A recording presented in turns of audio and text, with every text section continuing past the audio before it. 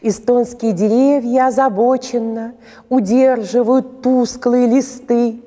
Эстонскую латынью у обочины надписаны могильные кресты. И облако седое, кропотливое, клубится и охватывает лес, и чувство возникает сиротливое к минувшему и будущему здесь. Былое упоительней грядущего, и прожитым уверенней дышу. Ни облака, ни голоса петушьего теперь уже в себе не нахожу. И встреча со знакомым впечатлением, когда я оборачиваюсь вспять, так радостно, что вместе с удивлением теряется желание удивлять. Ни ревности к грядущему, ни робости, лишь новым соответствием души.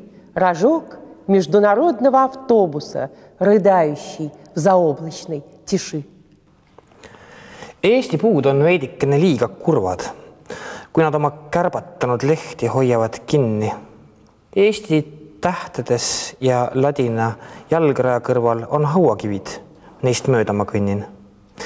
Kusagilt tõusevad pilved, tumedad hallid, vohavad taevas ja matavad endasse kurvad puud. Minevik on siin just nagu tulevast kallim. Tunnen seda kui vaeslapse kauget kurvastust. Ei ühtegi häält ei ole ja kuked ei kire. Ka minu sees elab vaikuse kummastav hüüd. Kui koht on olnud ja avastan vana kire, siis olen nii rõõmus, et imestan, miks ma imestan nüüd. Ja ega tuleva suhtes ei tunne eriti muret, vaid pigem teada tahaks, mis on seal kusagil ees. Kaugliinibuss sealt eemalt, kui pilve pealt tuleb ja viib mu endaga kaasa taevases vaikuses.